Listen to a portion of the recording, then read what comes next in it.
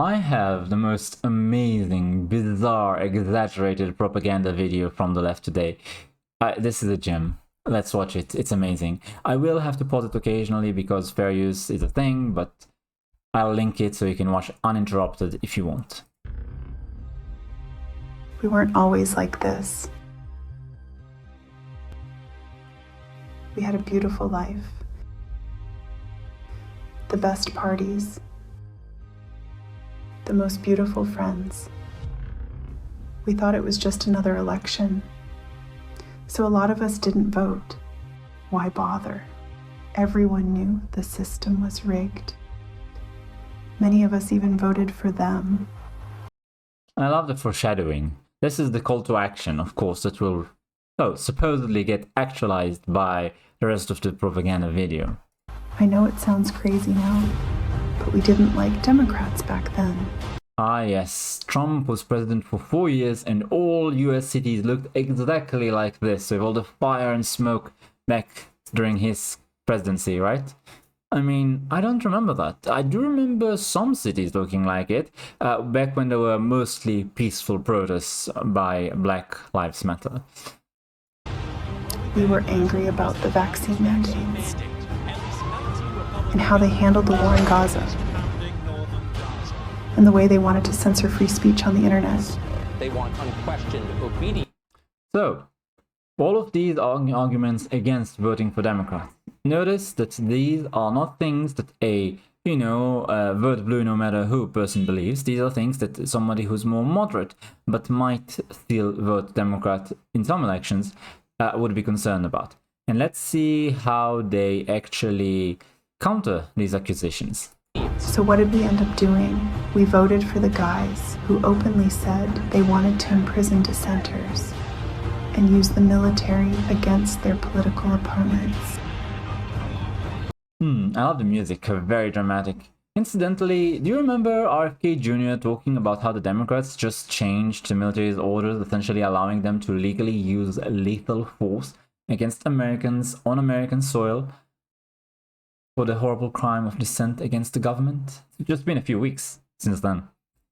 I do remember Trump saying lock her up about Hillary Clinton and then not doing it. I also remember him saying that certain high-ranking Democrats are currently not being prosecuted by the Department of Justice because of political corruption and that he will change it once he's president. That's the gist of what I got from him. Correct me if I'm wrong. And I don't know if he will or won't do it, but I definitely don't think he'd turn the military against citizens. That seems, something the Democrats would do. So yeah, you were wrong on that. Big time. When Trump got sick and died, Vance was 39 years old when he became president. 30 years later, he's still president today. And with the Supreme Court on his side, they gave him dictatorial powers. Okay, first of all, they never did tell us why the criticisms that they themselves acknowledged were wrong. Hey, they're for mandates, they're for censorship, etc. Just forget it. Our enemies are worse. Our political rivals are so much worse. Vote for us anyway. Also, the Supreme Court wouldn't even hear Trump claiming, and he claimed, I'm not claiming it, obviously he's wrong, but he claimed that the 2020 election was stolen from him. The Supreme Court, most of the judges that he nominated as well, didn't accept listening to his evidence. So now they're going to turn around and give Vance dictatorial powers. Yeah, very likely. They took away women's reproductive rights, outlawed contraception, and removed the minimum wage. Then, of course, all the worst tyrants in history, the German painter, Stalin, Lenin, they all took away abortion, contraception, and minimum wages. What are you talking about? Trump already gave the issue of abortion back to the states so that each state can decide for themselves. And nobody's talking about banning contraception. Give me one prominent Republican talking about this. I can't even find any references to it in comment sections or forums. What are you talking about? And as for minimum wage, all those Nordic countries that the left keeps talking about their model, Nordic model, high taxes, high services, big government, it's good. they didn't have minimum wage laws for decades. I think most of them still don't. Also, in America specifically, at least according to the Mises Institute, they instituted minimum wage laws to push blacks out of jobs.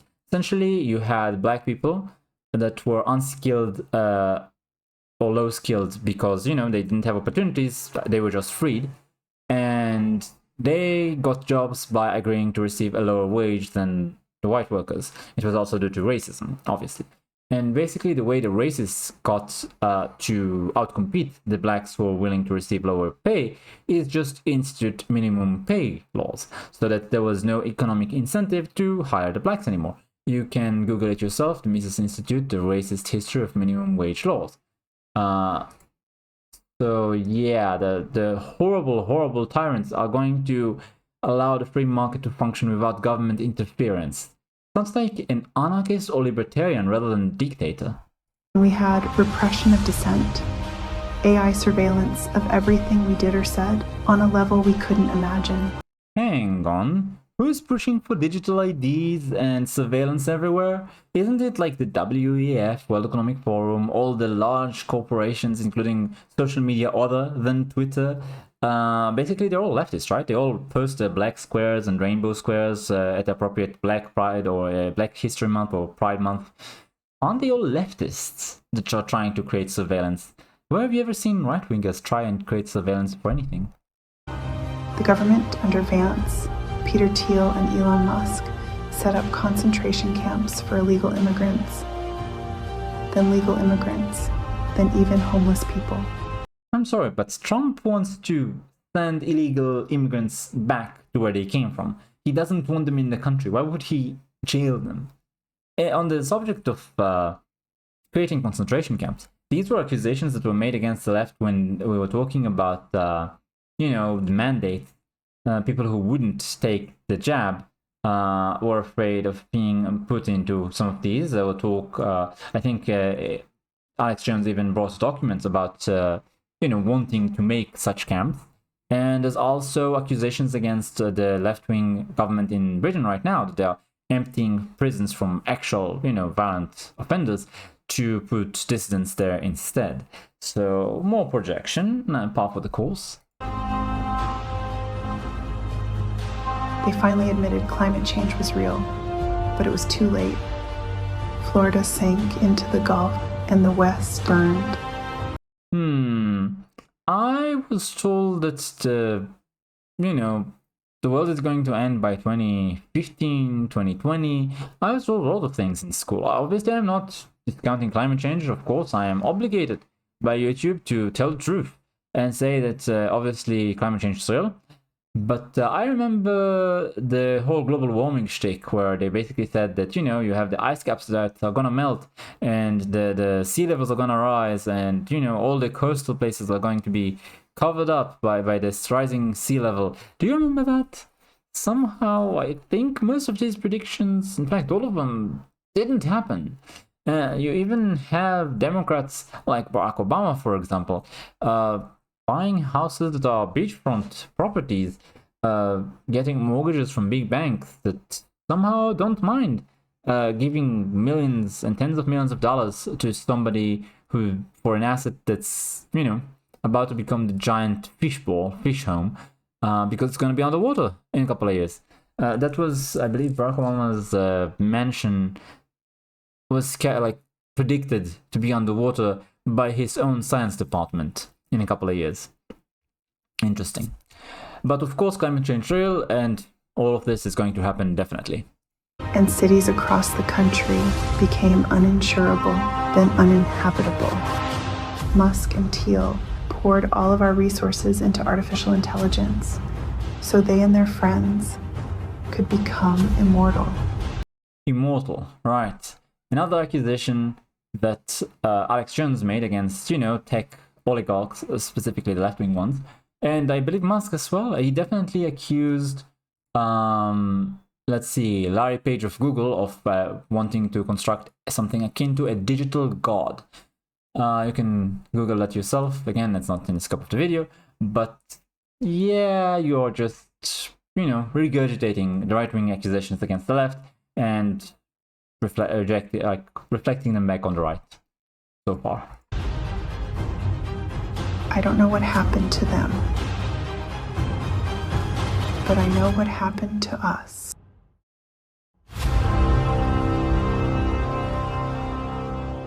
Absolutely amazing video, dramatic finish. Honestly, if I was trying to create a parody of left-wing fear-mongering propaganda, I don't think I could have done better. This is about as extreme as it gets, honestly. Amazing. So who are these people? Vote.org, right? Movement.vote and seedthevote.org. Let's see who these people are.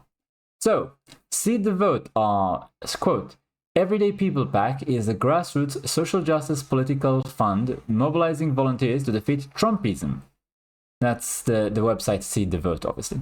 EVP supports the electoral work of grassroots organizations in swing states who are working to build the long-term power of working class communities and communities of color. So they are a left-wing PAC that are trying to switch swing states Democrat. Next, Vote.org. Largest non-profit, non-partisan, yeah right, voting registration and get out the vote technology platform in America. They reached voters nearly 270 million times through research-backed tactics, sent 40 million unique messages to voters, that's in 2022 mind you, helped to register more than 725,000 voters, saw more than 14 million visits from Americans using our sites to register to vote, verify their registration, request mail-in ballots, etc. In 2024, Vote.org has set an ambitious goal of registering 8 million new voters. We have already registered 500,000 new voters this cycle, including more 18-year-olds than any previous election cycle. Amazing. So they are hiding themselves as a non-partisan organization, they are a non-profit organization, and they are very left-wing. And finally, Movement Voter Project. Right. It's a one-stop shop for strategically investing in local organizations that win elections and transform policy. Simply put, MVP helps democratic and progressive donors channel donations into the local organizing groups that tip key races and build political power for the long term. Okay, so it's another left-wing progressive voting PAC. Great. Voting organization, whatever. So this is not the official Kamala Harris, agenda. It's people who work to get them elected. And mind you, they all focus on swing voters. Voters in swing states, and it seems as though more moderate voters who are not, bleed blue no matter who. And basically, they bring up the concerns that such people might have. Free speech if you're more right-leaning, or, the war in Gaza if you're more left-leaning, etc. If you're more libertarian, maybe you don't like the mandates. Regardless, all of this pales in comparison to the horrible, horrible dystopia that the right is going to bring about if they are elected again. Reminds me of that Babylon Bee article I made a video about, where basically they said Trump wanted to be the German painter, but he forgot. But this time he wrote himself a reminder, so we can't have him. We absolutely can't allow him to become president. Otherwise, he really will become the German painter. Honestly, what this video shows me is that the difference is not in what we like or don't like in terms of the future. The difference is what we see in the present. We see a completely different reality from each other. Left and right no longer live in the same world anymore. We basically see worlds that are opposite, 180 degrees apart. Each one sees the other as the enemy of free speech, the enemy of freedom, as racist and sexist. And we can't agree on anything anymore because we can't agree on the facts. We can't agree on our reality. And this is not something that can be solved through talking. The thing is, in my opinion, the correct side is the side that's against censorship. And that's the right-wing side. If you look at the horrible, horrible things Musk has done to Twitter, he basically loosened up censorship a bit. It's still not free speech, not optimal, he's still constrained by advertisers, but he improved things there. And the left is absolutely going mad about it. And that's because they don't want to have debate. They don't want to argue over things. They want an echo chamber.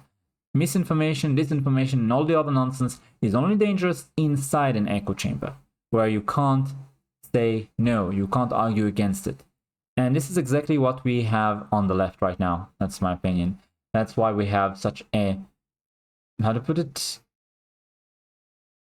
such a difference between left and right people's view on reality. And the way to deal with it, the way to fix it, is to remove censorship everywhere.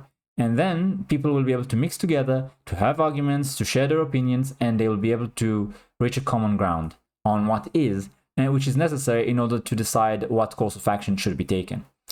And also, it's necessary in order to decide who's good and who's bad. Like the fact that we can't agree on facts is at the core of our wildly different view on political personalities today. The left calls Trump the German painter all the time, while people on the right are saying, well, you know, things like Joe Biden is senile.